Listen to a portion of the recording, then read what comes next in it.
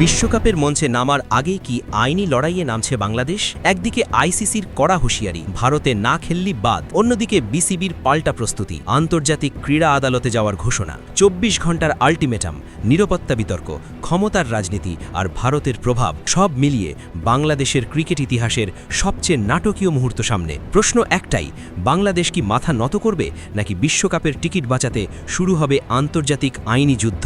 চলুন জেনে নেই বিস্তারিত।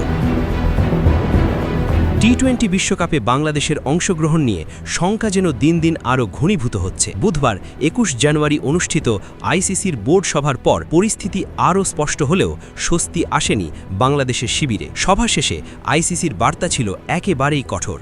ভারতে গিয়ে বিশ্বকাপ খেলতে না চাইলে বাংলাদেশকে বাদ দিয়ে বিকল্প দল হিসেবে স্কটল্যান্ডকে টুর্নামেন্টে অন্তর্ভুক্ত করা হবে। এই হুঁশিয়ারির পরও নিজেদের অবস্থানে অড়ল বাংলাদেশ ক্রিকেট বোর্ড। নিরাপত্তাজনিত উদ্বেগকে সামনে রেখে বিসিবি আগেই জানিয়েছে তারা ভারতে গিয়ে খেলতে প্রস্তুত নয়। সেই সঙ্গে প্রস্তাব দিয়েছে বাংলাদেশের সব ম্যাচ শ্রীলঙ্কায় আয়োজন করা হোক, কিন্তু আইসিসি সেই প্রস্তাব প্রত্যাখ্যান করেছে। বোর্ড সভায় এই ইস্যুতে ভোটাভুটি হয়, সেখানে বেশিরভাগ পূর্ণ সদস্য দেশের ভোটই পড়ে বাংলাদেশের বিপক্ষে। ফলে বিসিবির সামনে এখন সময় মাত্র ২৪ ঘণ্টা। এই সময়ের মধ্যেই জানাতে হবে বাংলাদেশ কি ভারতে গিয়ে খেলবে নাকি নিজেদের অবস্থানে অনড় থাকবে। এই সংকটময় সময়ে বিসিবি বিকল্প পথ খুঁজে রাখছে। আইসিসির চূড়ান্ত সিদ্ধান্ত যদি বাংলাদেশের বিপক্ষে যায় তাহলে আন্তর্জাতিক ক্রীড়া আদালত court of arbitration for sports CASA যাওয়ার প্রস্তুতি নিচ্ছে বোর্ড। অর্থাৎ বিশ্বকাপ থেকে বাদ পড়লে আইনি লড়াইয়ে নামার ইঙ্গিত দিয়েছে বিসিবি। ২০২৫ সালের মে মাসে বিসিবির সভাপতির দায়িত্ব নেওয়া আমিনুল ইসলাম বুলবুল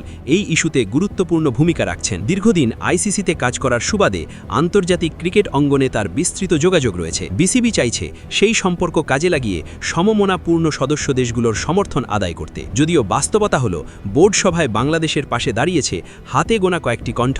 এদিকে ক্রীড়া উপদেষ্টাও বিষয়টি নিয়ে কড়া অবস্থান নিয়েছেন। তিনি স্পষ্ট ভাষায় বলেছেন, আইসিসি যদি ভারতীয় ক্রিকেট বোর্ডের চাপে আমাদের ওপর অযৌক্তিক কোনো শর্ত চাপিয়ে দেয়, বাংলাদেশ তা মেনে নেবে না। বাংলাদেশ দলের ভেতরেও অনিশ্চয়তার ছাপ স্পষ্ট। টি-20 অধিনায়ক লিটন দাসের কণ্ঠে ধরা পড়েছে সেই দুশ্চিন্তা। তিনি বলেন, ১৫ জনের স্কোয়াড ঠিক হলেও আমরা এখনও জানি না কোন দেশে খেলব, কার বিপক্ষে খেলব।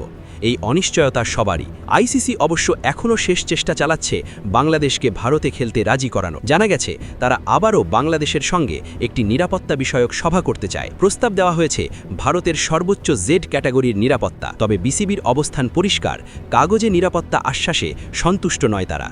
এই পুরো প্রক্রিয়ায় আরেকটি বিতর্কিত তথ্য সামনে এসেছে। বিসিবির একটি বিশ্বস্ত সূত্র জানিয়েছে আইসিসির সদর দপ্তর দুবাইয়ে কর্মরত ৭৬ জন কর্মকর্তার মধ্যে ৫৮ জনই ভারতীয়। চেয়ারম্যান ও প্রধান নির্বাহী কর্মকর্তা সহ কমার্শিয়াল, মিডিয়া, ইভেন্টস, ব্রডকাস্ট ও মার্কেটিং বিভাগের বেশিরভাগ শীর্ষ পদেই ভারতীয় কর্মকর্তারা দায়িত্বে আছেন। ফলে আন্তর্জাতিক ক্রিকেটে ভারতের প্রভাব প্রশ্নাতীত, এমনটাই মনে করছে বিসিবি। সবশেষে প্রশ্নটা দাঁড়াচ্ছে এক জায়গায়, আইসিসি কি বাংলাদেশ ছাড়াই বিশ্বকাপ আয়োজন করবে নাকি আইনি লড়াইয়ের মুখে সিদ্ধান্ত পুনর্বিবেচনা করতে বাধ্য হবে? একটি বিষয় নিশ্চিত, এই সংকট শুধু একটি বিশ্বকাপ নয়, বাংলাদেশের ক্রিকেটের মর্যাদা, সার্বভৌম সিদ্ধান্ত এবং আন্তর্জাতিক ক্রীড়ার ন্যায্যতার বড় পরীক্ষা। সামনে হয়তো অপেক্ষা করছে ইতিহাসের আরেকটি গুরুত্বপূর্ণ অধ্যায়।